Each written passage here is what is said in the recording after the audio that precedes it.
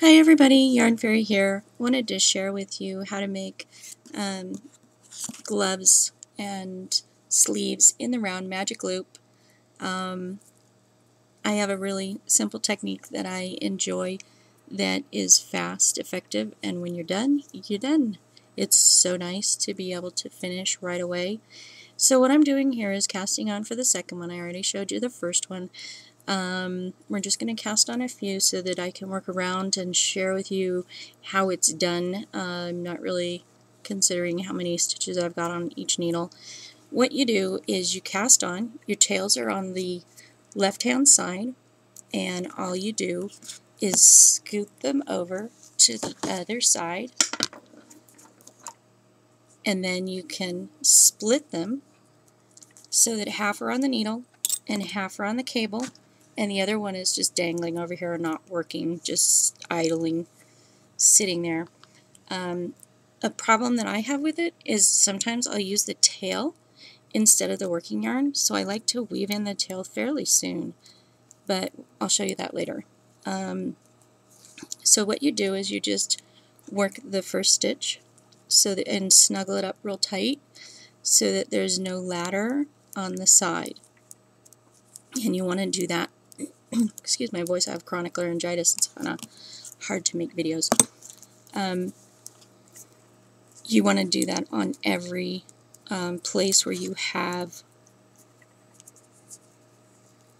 the cable going from the needle, the yarn going from the needle to the cable, right here. Otherwise you end up with a ladder, which is a hole going up the side of your item, and you never want that. So the first stitch is always snuggled really tight, and it's sometimes hard to get it back into it on the next round, but it's well worth that little effort and little struggle with the yarn to get back in there, because the ladder is just not fun.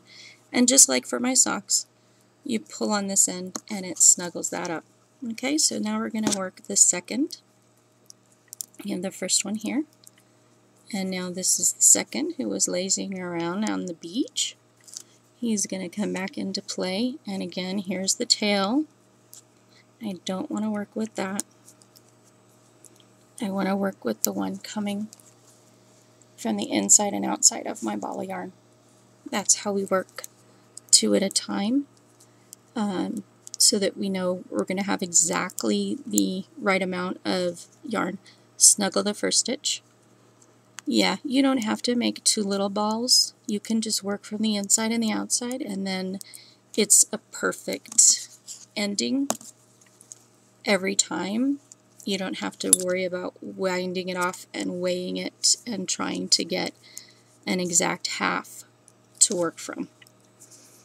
That said, you will have to untwist your ball every round or two because it will tangle, but it's really easy just to hold your project, hold the yarn and just dangle it, and that way it just untwists and you have no tangles to worry about.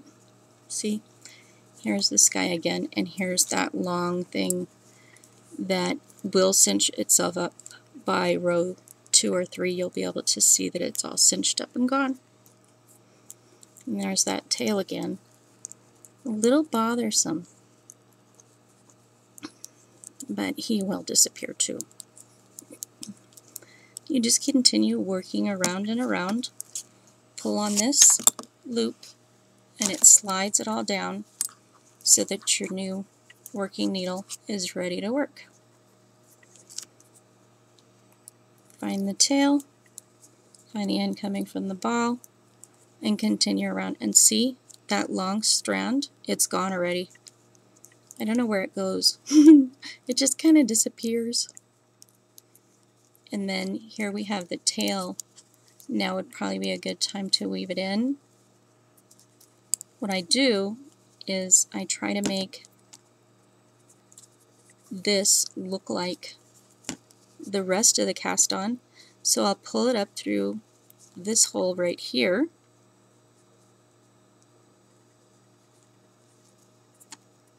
This is our tail. It's much easier to do this with a tap. It's not our tail. See how easy it is to get messed up with them? And I like to finish it off immediately because it's just a bummer.